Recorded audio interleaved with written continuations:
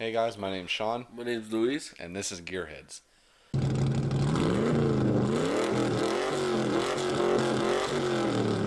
Now, for the last two episodes, we've been talking about the Corvettes and the creation of Chevy and why they wanted to build this car and how it has progressed so much in the last few decades. And today we're going to continue with the C5 and the C6. So, we'll jump right into it. The C5 was the fifth generation of the Corvette, henceforth the name C5. No, Yeah, bro, believe it or not. I Yeah. did not know that. Wow. Wow. So it was produced between 1997 and 2004, and it was a significant update from the C5 and every From the C4? C4. From the C4.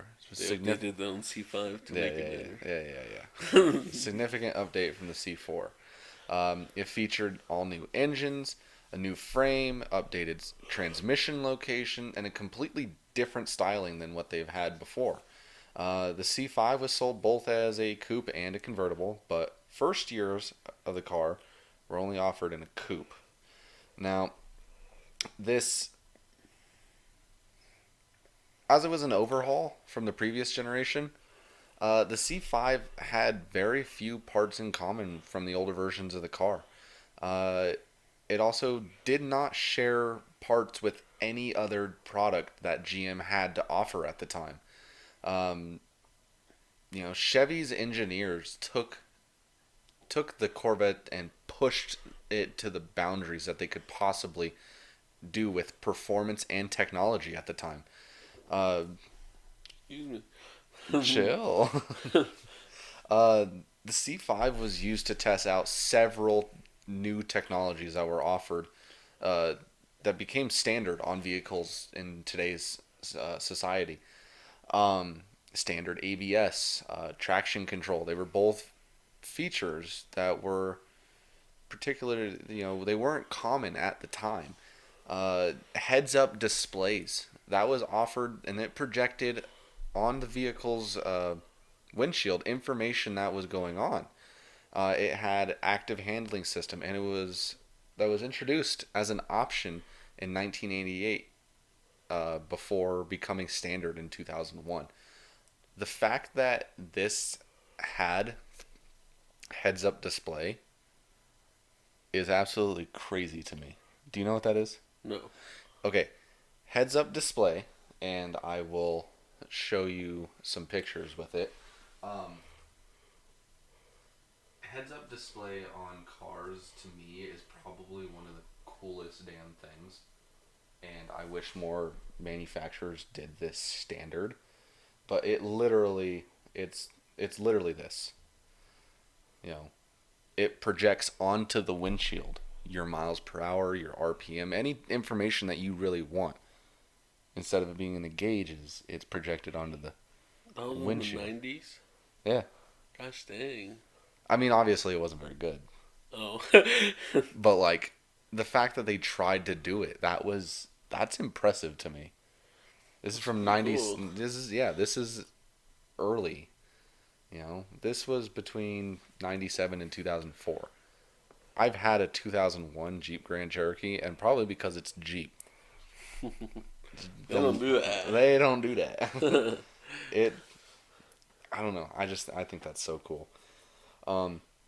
It was the first Corvette to feature drive-by-wire throttle, where the vehicle's acceleration is driven by an electronic sensor and gears rather than a manual pedal with linkage. So, I looked this up, and it's incredibly complicated because I don't know why they'd say drive-by-wire when it's an electronic sensor on the pedal. Like drive-by-wire makes me think like a throttle cable or something like that. Well, doesn't technically whenever you step in on the gas there's a cable or a wire. I mean, there's a cable on like all the older cars and stuff like that I've driven, but like newer cars that I've driven, it's all a sensor that's on the pedal. Oh, okay. I don't know. It's really weird. I don't like it personally. I like throttle cable better because it's one less electrical component to go out. But a lot of companies and people still do that shit. So I mean, it is what it is, I guess. um, they offer new powertrains. The C5, it debuted the all new GM 5.7 liter V8 engine, also known as the LS1. It was rated at 345 horsepower, 350 pound-feet of torque. The C5 was the first vehicle to use that engine, but it went on to be used in the Camaro and the Trans Am later on. The LS6, it was based on the LS1 and was used in the C5 Z06 package, as well as the Cadillac CTS V Series. I don't know much about Cadillac. What is there to know? It's a luxury car. I know there's not really. I mean, they got some pretty good engines in there. well, yeah, because it's all GM. It's Yeah. like Chrysler getting good stuff in their car. They're a luxury. I classify Chrysler as a luxury car. Chrysler? Yeah, like if you look at their newer stuff, I was gonna say. not their older stuff. I was gonna say like you got the Pacifica and stuff like that. No, no, no. I'm saying like their newer like sedans and everything. Yeah. Those are luxury cars in my opinion, and they have all these good engines on them that were made by Dodge. I guess. So I mean, same thing, I guess. It was a power. It was the powerful engine was enough to make the Chevy Corvette competitive with most vehicles at the time, even supercars, helping the car reach a 0 to 60 time of 4.5 seconds. It was here to play, I guess. Yeah.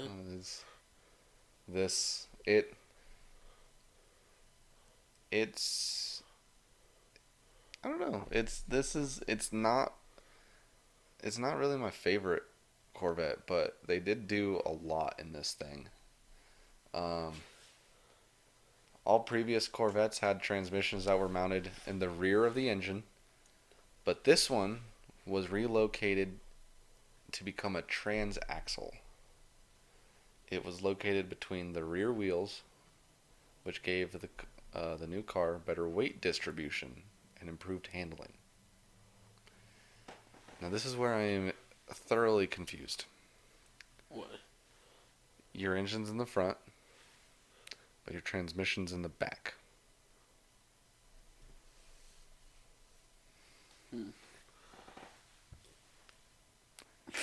Riddle me that. The engine is in the front. The engine's in the front, Uh, and the transmission's behind, like between the two rear wheels. oh, do they have like an extension or something? That's the only thing I can think of.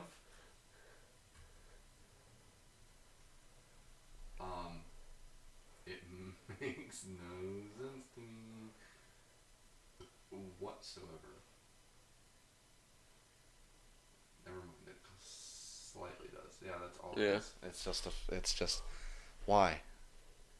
GM why? Rear-wheel drive vehicles, man. Well, it didn't have to be a transaxle to be rear-wheel drive. Whatever, they're gonna do it. Is there nothing that says why they did it? Better weight distribution and Oh, handling. okay. Literally just said it. Mm. See, better weight distribution and improved handling. Oh, gotcha. Nice, yeah. Did it work? I mean, they kept it around, so I mean, I guess. I mean, not enough to like, I guess, carry and pick up. Because have you read anything about that in the C6? Mm-hmm. So there you go. One generation wasn't that good, I guess. The previous multi-piece welded frame was replaced by a one-piece hydroformed chassis with a composite. Sorry. Really, with Oh, a shit. Don't drop your phone in the cracks. It had a composite balsa core floor and cast aluminum windshield frames that added a great deal of rigidity. And it was so stiff that no extra supports had to be added to the convertible. so that it handled well. So they were making moves with the chassis on here. Um, the C5 produced and sold most of its lifespan with a few changes to the fundamentals of the car. The engine became more powerful, more options and packages were offered, and there were a few cosmetic updates, but the car didn't change significantly like the C3 did, supposedly. That's Yeah. um, despite the engine's large displacement and power, the C5 achieved decent fuel economy numbers, 18 city and 25 on the highway, with the automatic transmission. Those ratings helped the C5 avoid the gas guzzler tax that many vehicles that were in the class were faced with. The C5's low curb weight of under 3,330 pounds and a low drag There's no 30 on there. 3,300. I'm sorry, I just wanted to say 30s, I guess. 30, 30, 30. 30, 30, 30, 33, 30. 3,300 pounds. And low drag coefficient are thanks for boosting the car's fuel economy and for making it the most fuel efficient Corvette at the time. At the time. And I think it's actually still the most fuel efficient Corvette that has been produced. For 18 miles. 18 city, Yeah. 25 highway. Yeah. I don't even know if the C8 is that No. good. I think that average is around 17, Yeah. which is weird, but I guess, Hey, good for racing, bro. I You mean, gotta fill up. I guess so. Next, you have the Corvette Z06.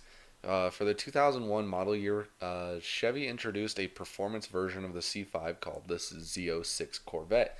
It was a successor to the ZR1 and was named after the Z06 version of the Chevy C2 Corvette from the 1960s. The new Z06 had a tuned version of the LS1 engine that produced 285 horsepower, which was less than the ZR1, but thanks to the car's super low weight, it outperformed the old one in nearly every single way possible. Uh, the C5 Z06 was offered in only a 6-speed manual transmission, and it had several modifications that make it faster than the base Corvette. It was based on the hardtop coupe, which greatly improved handling. Heverlets.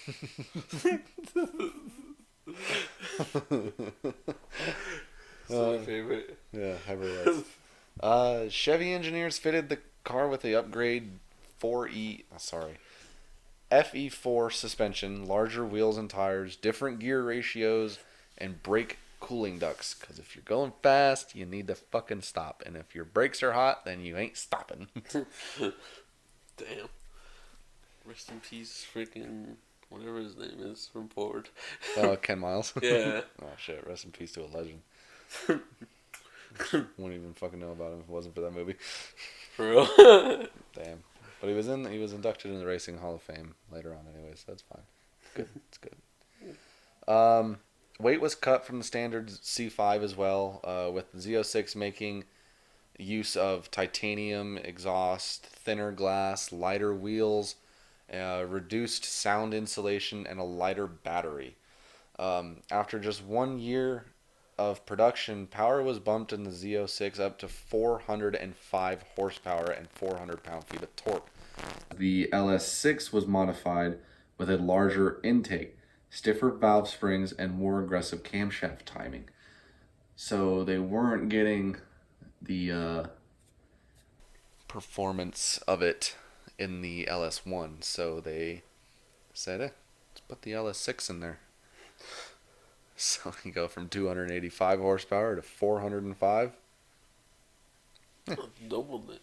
Why not? Yeah, with a bigger engine. So, in 2004, a special edition Z06 was released, and it was called the Z16. It used a carbon fiber hood, aluminum wheels. It had special paint, and special edition badges. The car also had specially tuned shocks that improved handling. Despite being a special edition, the Z,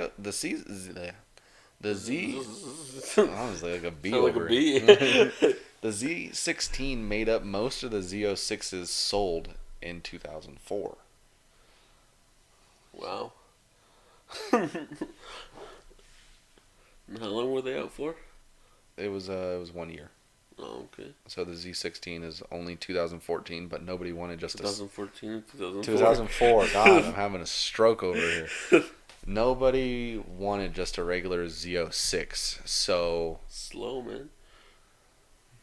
they wanted a Z16, which, I mean, it had the same engine as a Z06. All it did was have different tuned shocks and some special edition badging and some That's weight all that loss. matters, I man. mean, I guess. It's the badges. I guess. I mean, badges tell you what the car is. Unless you just know how to read fucking VIN numbers. Yeah, this one's Yes. a V7189. Okay, yeah, that's a All right, that's a Z16 that's a right there. 16. The C5 was reviewed as being much more user-friendly, more comfortable, and more able to use as a daily driver than the other Corvettes in the previous generations. The Corvette C5 was praised as being the first version of an American sports car that blended all-out speed with usability, and it won over many critics at the time. The original price tag was over $38,000, and it meant that it was still an exclusive affair to have one of these. It was out of reach of many, but those who could afford it, the Corvette, it made a lot of sense than it ever had before to own one with this C5 that was out and about. The C5 had high production numbers. It produced a relatively high numbers throughout its lifespan with nearly 250,000 models sold, which means that there aren't many versions of the car that are considered rare or special. The only engine that was used for the standard C5 was the LS1, and only one for the Z06 or Z16, which was the LS6, which makes it different than the other Corvettes because it had special cars with special engines in all the other ones, but this one kept it relatively Starbucks basic bitch.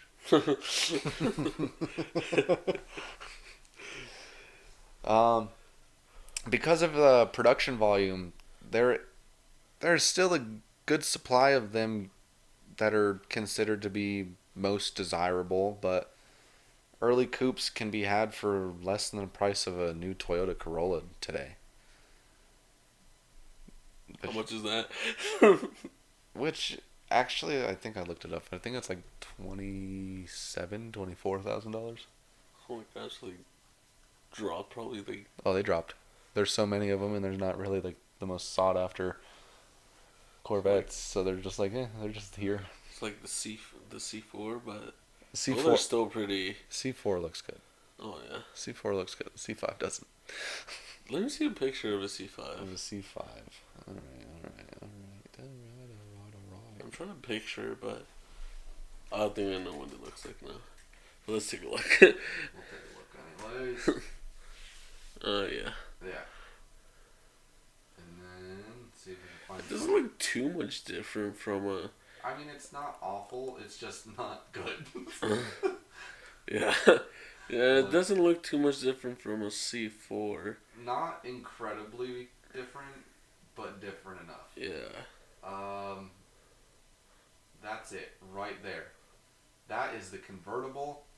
So I've been talking about through this whole series how much I don't really like convertibles. I started looking into this car. I saw a picture of it as a convertible. I said, "Yep, that is the one. That is the car that made me hate convertibles. They are fucking atrocious. Yeah, that does not look That is the worst car ever I love Picture right Corvettes. here. Yeah, picture it here. I love Corvette, Yeah. and I don't care personally. It doesn't matter what generation it is. Maybe okay, I take that back. I do not want a C1, but Corvette to me is one of those cars where it's like whether you got one or not, and whether you had a preference or not. If you got a Corvette, you couldn't really complain because you had a Corvette. Show people that you had money. Not even that, but it's just Corvette is you got you can ask someone who doesn't know shit about cars and they could probably tell you they know what a Corvette is. Uh, Debatable. Debatable, but still. Some people get them confused with uh, Vipers. Vipers, yeah. It's like, oh, what a nice Dodge Viper. Which a lot of people don't know. A You lot of tell people them about a Viper, they're like, what the fuck's a Dodge Viper?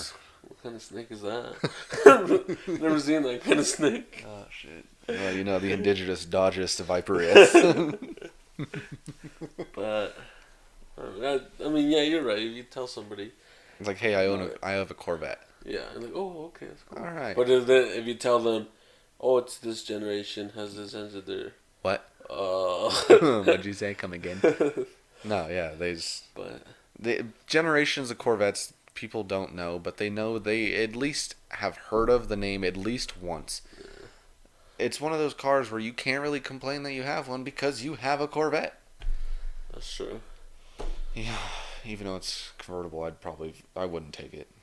You're saying If someone if somebody you?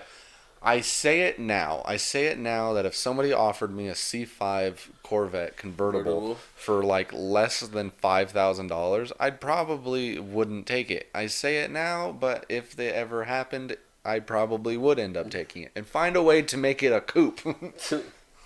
Just weld the freaking Yep, just weld the roof. roof on there. Yep, there you go. The first coupe models of the C5 sold for $15,000 or less. It just depends on what packages and everything that you put on the car. The Z06 from later years are a little bit more, hitting the mid hitting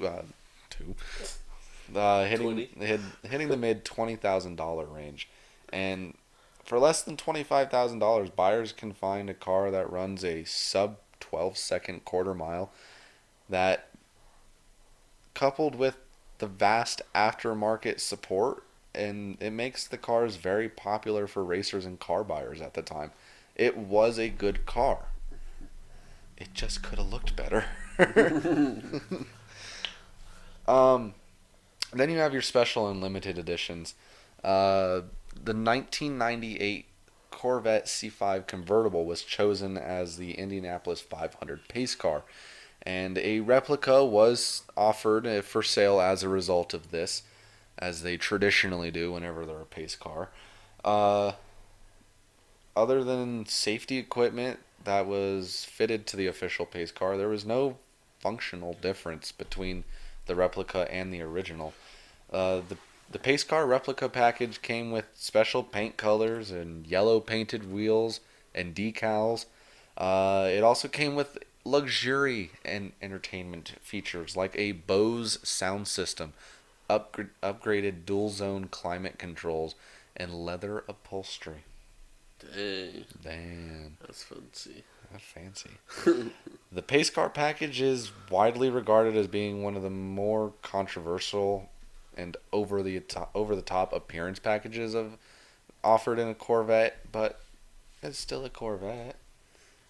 Don't know why they chose a convertible. But it's still a Corvette. But it's a Corvette. 2003, it marked the 50 years of Corvette production, and Chevy created a special edition C5 to commemorate the occasion. Dates are very important in the car industry, if you haven't picked up on that already. The cars were available as either a convertible or a coupe, and they were offered in only one color: anniversary red metallic. Picture right here. Anniversary C5s also came with magnetic ride control, painted aluminum wheels, and special badging. Badging is everything. It's key. It's key.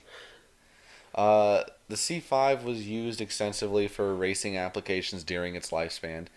Uh, the C5R was a race car that was based on a standard Corvette that was built by Pratt and Miller for GM Racing, henceforth the R after C5. It had a longer wheelbase, a wider track, and a larger 7-liter V8 engine. The C5R had a long, remarkable run in motorsports, winning several races throughout its use. During its first season in 2001, the car won 8 out of its first 10 races, including the 24 Hours of Daytona and top 2 places in the GTS class of Le Mans.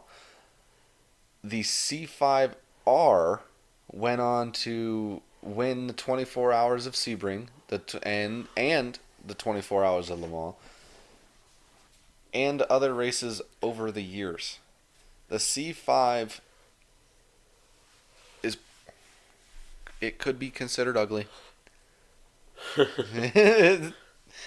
it's no denying that Chevy wanted this to be they I think personally I think the C5 is when they actually started to become a sports car, and they actually started to race things. I mean they Well, it's raced. kind of sad that it's been 5 generations. It's been 5. I know. So I mean they started out wanting to build a race car. They made it a luxury vehicle. Made it a luxury vehicle. Then they actually tried really hard to make it a race car with the second generation. More of looks. More looks than power.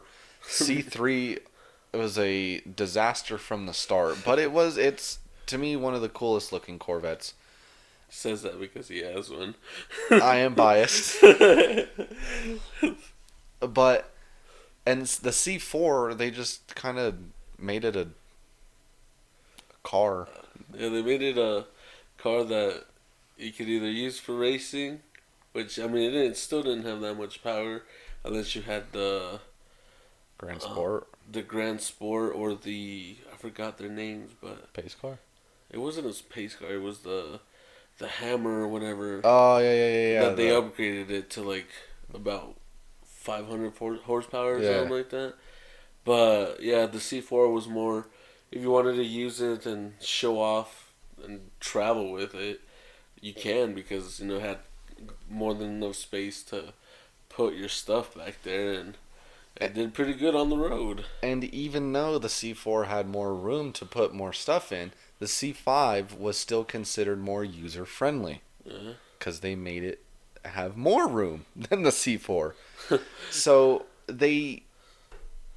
standard versions of the C5 are pretty mediocre, I guess. But then you have the Z06 or the Z16 package. That was good. Those have enough power, and it had also the user friendliness of it being a daily driver.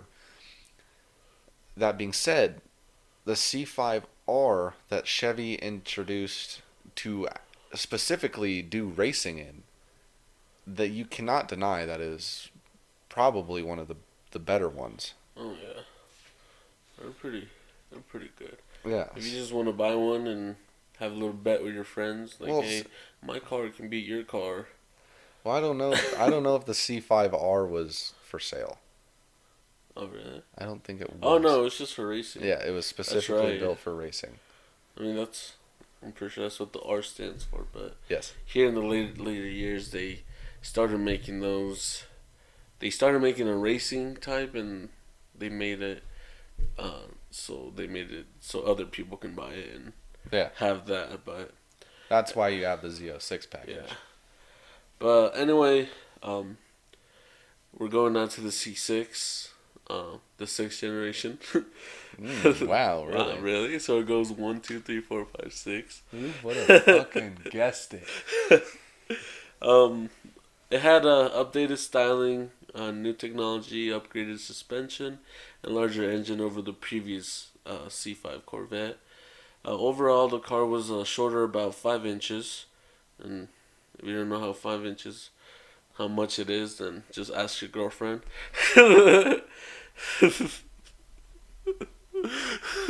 Toasted. The wheelbase was longer to improve handling and ride quality.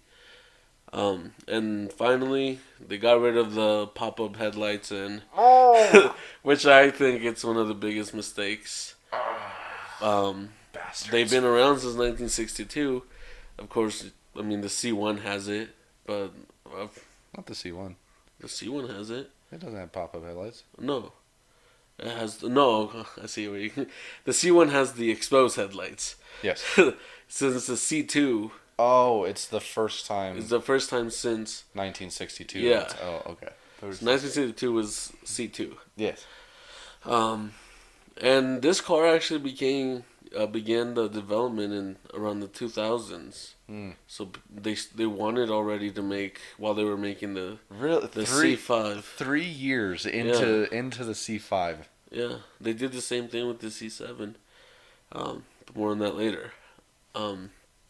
The goal being, to tighten the body design, make it smaller, more space efficient while keeping a clear visual tie to the previous models. Sorry. Coronavirus. Don't say that. Shit, you can't joke about that yet. Introduced as both coupe and convertible, which I'm seeing a pattern that they keep bringing that convertible back. Stop. For the first time since 1968. And they had the LS2 engine under the hood and produced 400 horsepower. The power of the force. 400 horsepower and 400 pound-feet of torque. Hell yeah. And also came with a 6-speed manual or an automatic transmission. And then if you want to scroll it down. It's slow for some reason. And in 2008, the engine was updated once again to an LS3. The displacement increased to 6.2 liter and power jumped to 430 horsepower and 424 pound-feet of torque. And they combined it with the lighter weight of the car performance. It was improved greatly over its predecessors. I'm Mexican. And they had a 0 to 60 miles per hour in 4.0 seconds. It's half a second faster. Yeah, it's pretty fast. I'm seeing a trend here. They just keep making it lighter, putting bigger engines in it, just seeing what the fuck they could do. Just wait till we get the C7. I don't know, man. You're just, oh, where'd you see that? What's the same pattern, but you'll see. Bigger. And like you said, these Corvettes, they're not great with gas mileage. Which is surprising to me. Why? Because they look so fucking aerodynamic. Right? Yeah. But no. It had about 15 miles per gallon in the city with an automatic transmission and 60 miles per gallon with the manual transmission. Why do manuals get one more? It depends. They can get a few more. It's right, but why is it more than automatic? Because I just never asked. So it's really weird, and I don't know the complete answer to that question. Mm-hmm. But I know that automatics they want to shift whenever the engine's at a certain RPM, or they want to keep it there, which is most automatic transmissions back in the day were like 4 or 5 speed or something like that. Like I'm assuming that this automatic transmission it was probably a 5 speed. But and then I'm probably assuming that the manual was a 6 speed. You had another gear there. If you had that other gear, that drops the RPM of the engine a little bit lower. Okay. And that's why a lot of these car companies like FCA, they're coming out with their 8 and their 9 speed automatic transmissions. Ford has a 10 speed automatic transmission. The lower that RPM is at, the less stress that engine, like the slower the engine's going, the less gas that it's going to use. Manuals, you're in control of the car. 1, 2, 1, 2. You don't go broom, broom. You go 1, 2, 1, 2. I don't know. It's always been weird to me. To me, it makes no sense personally because I drive my manual like a douche. Yeah, you drive any car like a douche. But I drive the Comanche more so because with the Comanche, You do burnouts. I can. With the Comanche, the going from first to second, I don't shift until about 4,000 RPM. Really? And then going from second to third is about 35 to 4,000. I see. It doesn't make sense to me, but for some reason, gas mileage is get really, really good on that car. And I drive it like a complete asshole compared to the Cherokee. Alright. And to avoid the gas guzzler tax, Chevy updated the manual version of the car with a computer-aided gear shift system, which allowed the driver to shift directly from first to fourth gear at low speeds. So, what? What? Why? Why not? What do you... Manual transmissions. The computer-aided gear shifting. And all it did was... Why in the fuck would you go from first to fourth gear? So your arm doesn't get tired. You go back from the gym and you don't oh, too many reps. Let me just go to fourth. Fuck this. That makes no sense to me, but that's just me. And well, that's a reason too. It bumped the fuel economy ratings enough to avoid the tax threshold. So, Have you ever built and priced a Hellcat? There's a gas guzzler tax. Do they really? Yeah. Crap! I need to do that now. But I mean, they said in the Charger Hellcat Red Eye that's coming out next year that if you go from a full tank and you just wide open throttle, you can go through that whole tank of gas in 11 minutes. I'm sure it won't. Yeah, I do. Holy crap! That's not good. I feel like I do bad on my truck now. Worse than the Challenger. I still want it though. I do too. That Charger, yeah. Fastest sedan in the world. Use it for racing. Shit, bro. I feel like me and you are gonna get in so much trouble with that shit. We get it our first day and fuck racing on the way home. I don't give a fuck. I can outrun these motherfuckers. Watch this. Oh god. Anyways. And also at the time, the standard Corvette was well liked by critics and the public, so everybody was loving it. Everybody wanted It's like one. McDonald's. I'm loving it. They liked the improved handling, the stronger engine, and improved the interior. The ride quality was noted as being impressively smooth and balanced, so it wasn't jumping that much. Wow.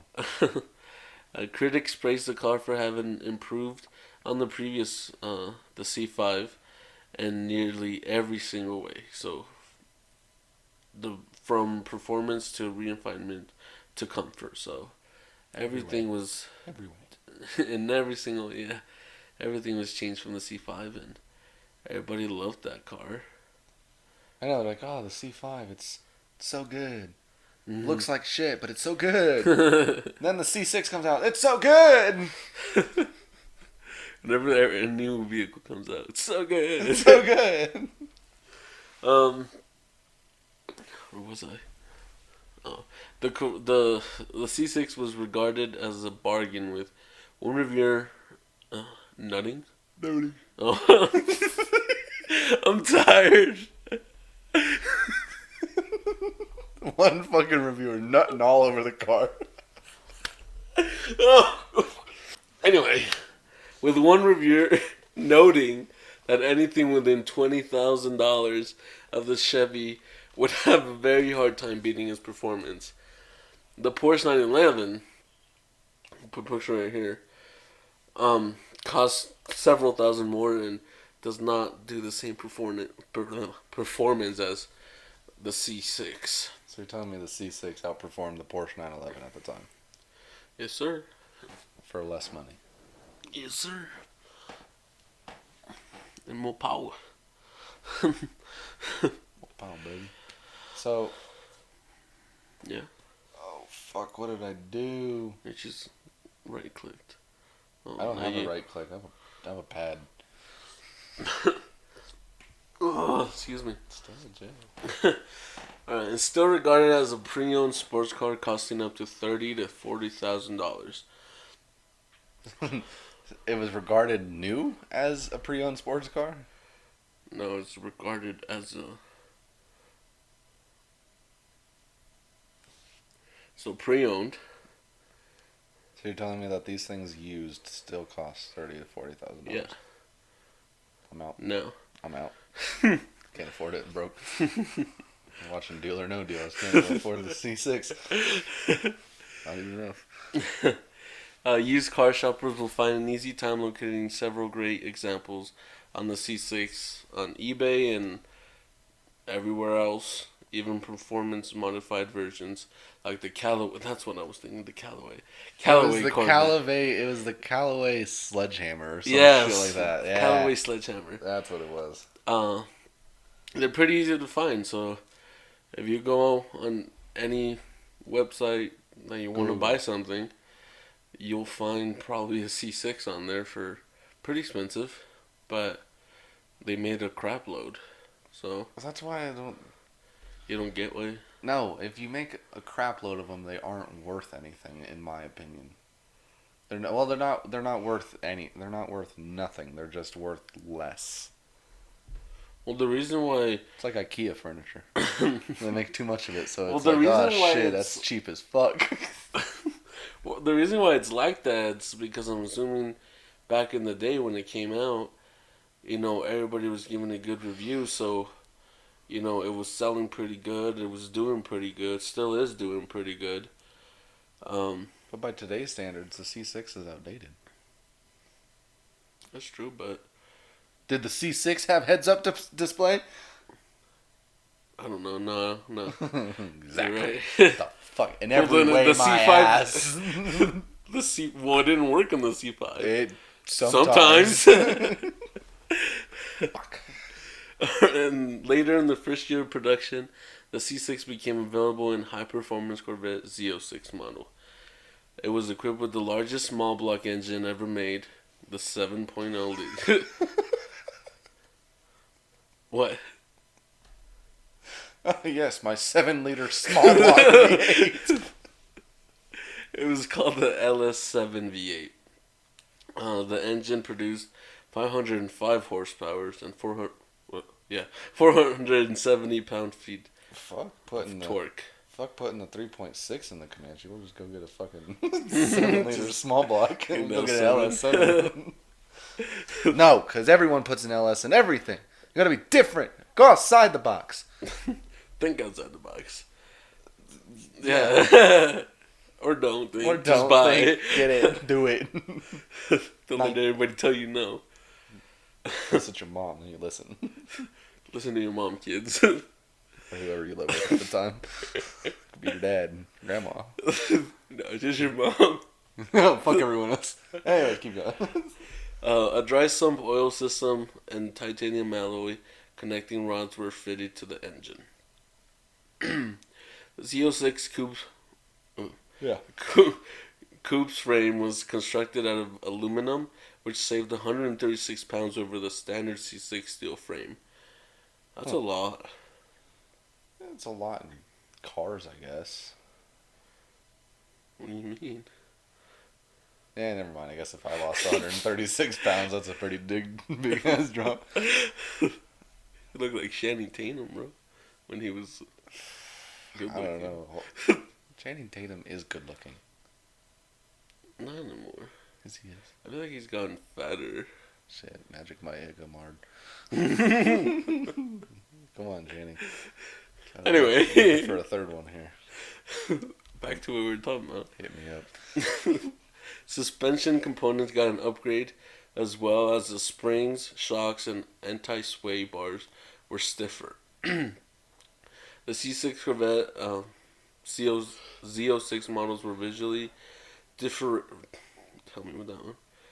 Differentiated. Yep. Differentiated from their standard counterparts with unique front fascia. Yep. Different from fenders and wider, unique wheels. Though the resulting car was necessarily a wide body. It wasn't. It was not a wide body. Oh, okay. Did I not say that? No, I think you did. I'm just dumb. Anyways, continue. The Z06 was popular at launch. The dealers had a hard time meeting customers' demand. In some cases, cars were documented as having been sold for thousands of above MSRP. Damn. See, this is why dealers are sneaky as fuck. They do. I'm pretty sure they've done that a lot. Well, no shit. With the other ones. Well, no. I'm gonna say this right now. Like, from someone who like.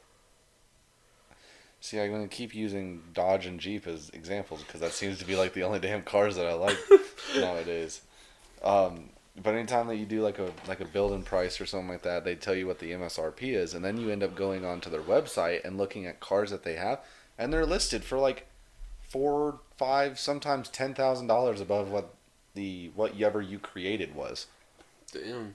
And it's normal. It's all fucking. It's dealer fees. Then you gotta have your sales fees and all that other shit. It's dumb.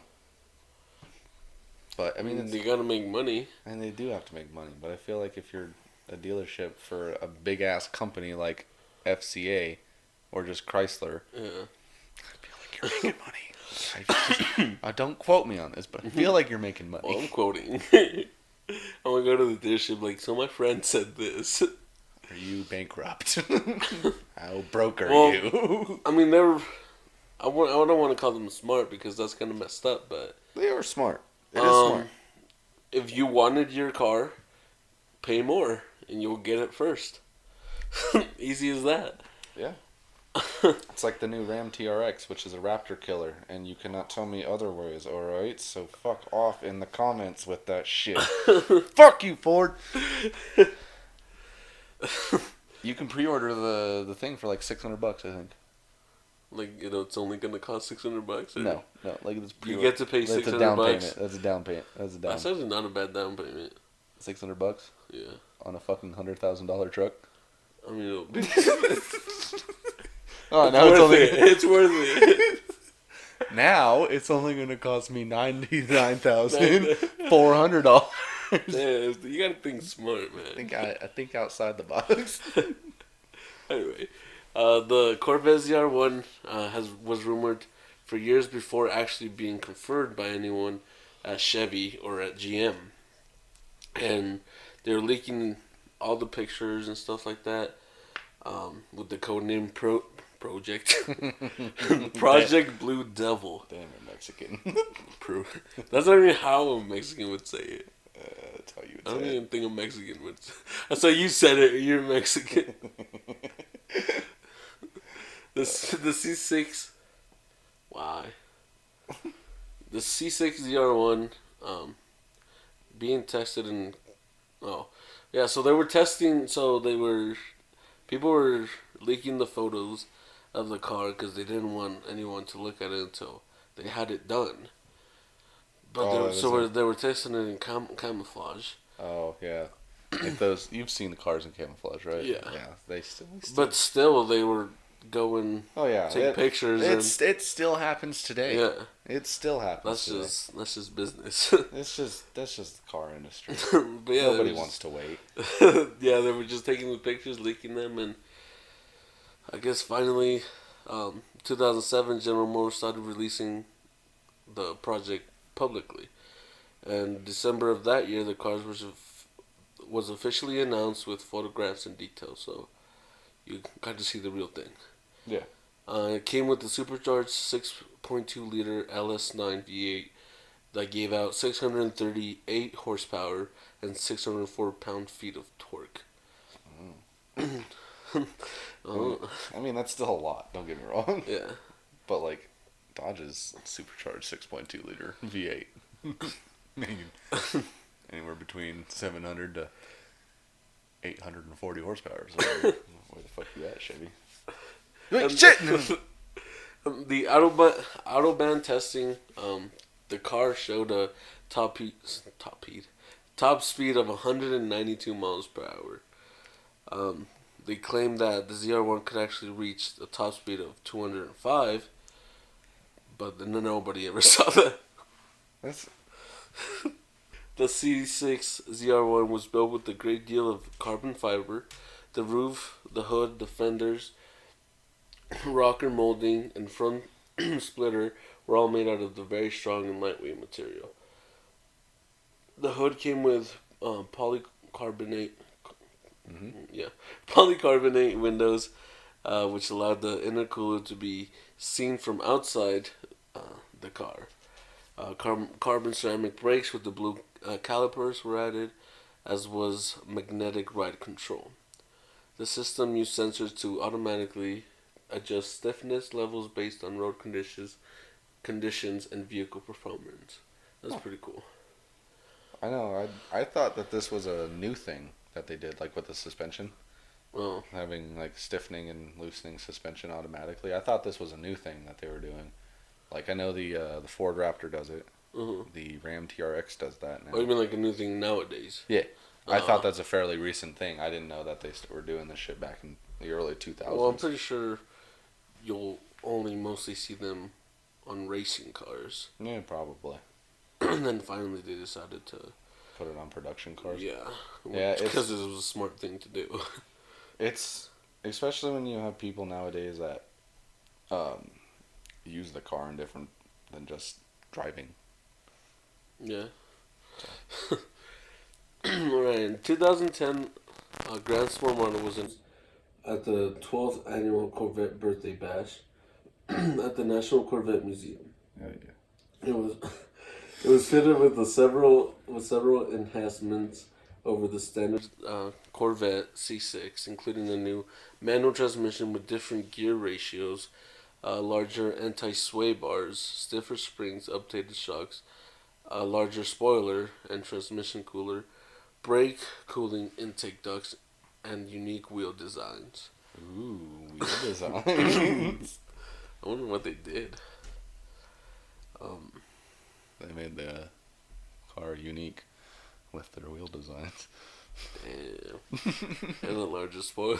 And Then the C6R was a car built by Pratt Miller, like he mentioned, as a race-only model based on the Corvette C6, which meant it could be designed more aggressively with fewer restrictions, as many of the race-inspired engineering could be added to the standard C6 along the way.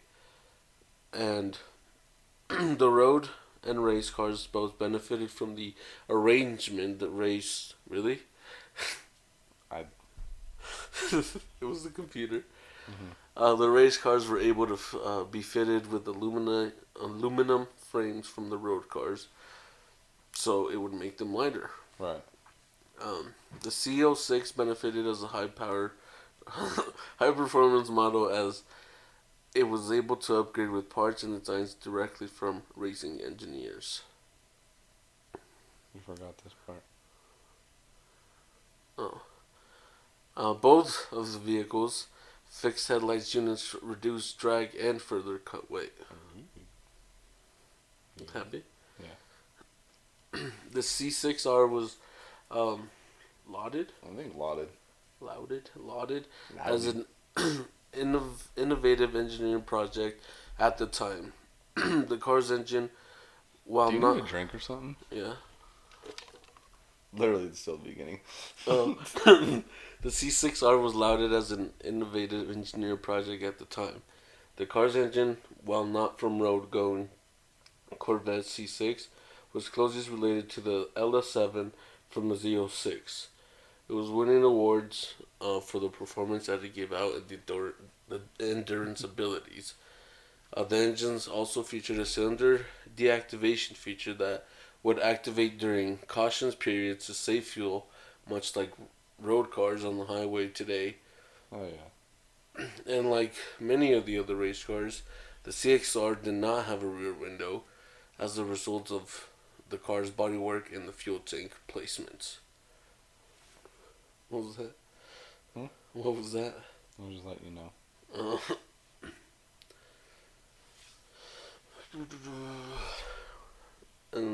To help. To help improve visibility, a camera was replaced in the rear bumper and a monitor was mounted inside of the cockpit, which gave the driver a rear view without relying solidly on the side view mirrors. The C6R also had an air conditioning system which helped drivers deal with an extreme temperature that are generated inside a race car. That's not good. What? The inside getting Oh yeah, overheated. it's always hot in race cars. But the fact that they never actually like used to do anything about it. But the fact that they put an air conditioning system inside a race car, good on you. Good on you. And that car was unveiled at the 12 Hours of Sebring race in 2005 and landed at second and third in its class at the race. It was displayed later the years at the New York International Auto Show, along with the Corvette C6 and the Z06. The car also won both American Le Mans GT1 championships, and the next year it won the GT1 class in the 12 Hour of Sebring race. And through 2009, the car won other championships before being retired, so no making no more. Dang. The G2 version was developed and run after that, and the C6R was also available to sell private racing teams. Dun dun. Alright. I don't know, I remember putting that. Several limited run versions of the C6 were made to commemorate special events or drive sales. Hell yeah. Yeah, brother. Well, duh. You gotta do limited edition cars. People like feel like they're getting a brand new car that's better than everyone else's C6. True. Around 2009, the C6 was released as a ZHZ limited edition for the Hertz Corporation. It had rental cars. That's what Hertz is a rental car company. Is it really? Yeah. And probably that's what the ZHZ is. It's some people would, yeah. They had an LS3 engine, 6-speed automatic transmission, yellow paint. What? This doesn't taste good. Yellow paint with wide black strips. About only 500 of those cars were produced. 150 of them had target tops, and 350 of them were convertibles. See, target tops, I'm like... So, now that I think about it, you know how I told you that the target tops were are the like, ones? like convertibles? So the target I looked tops it are... up. It's kind of like T-tops, but they're fabric, isn't it? Yeah, it's... But, I mean... You can't bring them... You can't... Yeah, it's just like panels. Yeah. Like fabric panels. Yeah. I looked it up after we were done talking about it. Really? Yeah, because I was still confused about it. What the fuck is I don't believe this Mexican. What is this Mexican talking about? They also came out with the GT1 Championship Edition. It was to celebrate the Corvette C6R entry into the GT1 class. It was filled with special wheels and graphics. Ooh. The Z06 Carbon Limited Edition for the 2011 model year, a Carbon Limited Edition was released. It had black headlights and mirrors, a ZR1 style spoiler, and carbon fiber hood, rockers, and splitters. The interior was upgraded with leather and Suede seats. Suede. Suede. Suede. Suede, bro. It's suede. Suave. Suede seats and color matching stitching. I do not like leather seats, and I've said this. You don't like the leather seats, bro? I mean, they look good, but you're never gonna catch me. in one of those. What if the Challenger Red Eye only has leather? I'm not gonna buy it. You're so full of shit. Or I'll buy it and just I'm not gonna like it. spend all my money. Fucking $70,000. I can't even get cloth seats in this fucking thing. I'm pretty sure there's. I think There would be an option. It's cloth. Yeah, I looked it up. But yeah, I hate leather seats. I fucking love leather seats. Why? They're so easy to clean. I mean, I guess, yeah, if you're throwing up in them. But, oh, damn. Leather seats to me are, I feel luxurious in the car. what? Because it's leather, it's not cloth. I don't know. This has been embedded into my mind, bro. You have cloth seats. If you have cloth seats, you're fucking poor.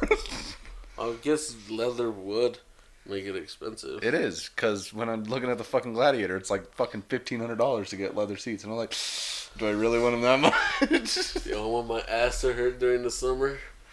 Yeah, that's why I don't like them. They get too hot or too cold. I agree with it. Trust me. I don't know if it'll get too cold. That's the only complaint I have. And the temperature? The temperature in the seats. It's either too hot or it's too cold. They don't really adjust to your fucking body temperature fast enough. I mean, you have seats nowadays that not only have heated seats, cool. you have air conditioned seats, which is fucking cool. But also, like, how? How? I mean, I guess. They just put like an AC down there. Damn, bro. Just turn it on. I don't know. I feel like the C5 and the C6, you know, they were good, but I don't think there was any like huge significant thing about them that made me go like, wow. It had the same Z06 engine in there, but I don't know. I don't know. This was a weird 2 generations in my opinion. They didn't really. I don't think I've seen a C6 completely. just half of it. Yeah. Just the boat tail. Yeah. It's back. Okay, never mind. I have these. Okay, these are the ones that remind me of Dodge Vipers. Really hardcore. I like these ones more than the C5. But yeah, I personally when I see a C6 Corvette and a Dodge Viper of the same era, I almost think they're the same car. Until you look like carefully, but like just at first. Look at the badges. The badges and the taillights, but I mean at first glance from the front, you would definitely to me personally, I get them confused and shit like that. Like this one, I like this one. This one looks fucking badass. Hell yeah. It looks from a video game. It might be, I don't know. That looks nice. Which Corvette should I buy? 2008, 2013? Isn't it like the same generation? Yeah. Which model? I don't know. These Yeah, definitely. I mean, I don't mind. Definitely, I don't know like that C5. Oh no. But this is just fucking. I do miss those pop-up headlights. Hell yeah. You can never go wrong with pop-up. Pop up learning English. You can never go wrong with learning English. You can never go wrong with pop-up headlights. I mean, unless you're a Camaro, because they don't have those, do they? No. What I think they did. Mustangs don't either. Well, I didn't think Mustangs did. All right. Oh, I'm thinking of Trans Am. Maybe. I think that's what I'm thinking of. Maybe. I don't know. Chargers. Yeah, Chargers back in the day. I was looking at this and it freaked me out when I first saw it, because when you look at the front end of a Charger, like a 70s Charger, you don't really like see headlights and you don't really like think about it at first. At least I didn't. But then there's headlights and you're like, well, how the fuck did that happen? Well, there's the mesh that's in front of the whole grill. You know, Mm-hmm. okay. Well, where the headlights are supposed to be, there's 2 slots that kind of just retract up. Just kind of scoop back. It is so fucking Really? It is so weird. It's cool. Like, it's cooler than shit.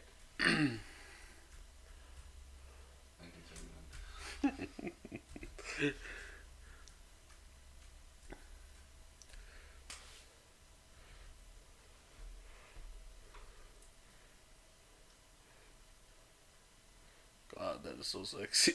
But look, see this slot right here? Oh. They retract up and the headlights are right there. That's different. But I was gonna say that looks like it's on there. That looks like that's on there too. Factory, they have these slots. I see, yeah. Like at first glance, you don't really think about it, and then you look at it and you're like, all right, fair enough. But anyways, like I said, these generations of Corvettes didn't really catch my eye, not even when I was a kid. But they're not bad cars. They're still good. C5 could be designed better, but everything mechanical about it, I think, was a good step forward into the present day, I guess you would say. Yeah. Same thing with the C6. The C6 definitely looks 10 times better than the C5. Oh yeah. 100%. I'd have to agree on that. Yeah. But C5 would be one of the least last it's cars that I would ever buy. C1, C5 so far. If you're looking at bottom of the list, I personally would still choose a C5 over a C1. Again, I would like a C. I would like a C1, but not to drive it because, like I said, those drum brakes that it had. Pump the brakes 4 fucking times. Four times and don't work and. And then finally, it's like the hardest stop ever. You just hit and. So I don't know. It's yeah. Okay, so anyways, we're gonna wrap up this episode and got another one to film right after this. So yay. You probably won't put that in. Probably not. And die. All right. Anyways, this has been Sean. This is Luis. And this has been Gearheads.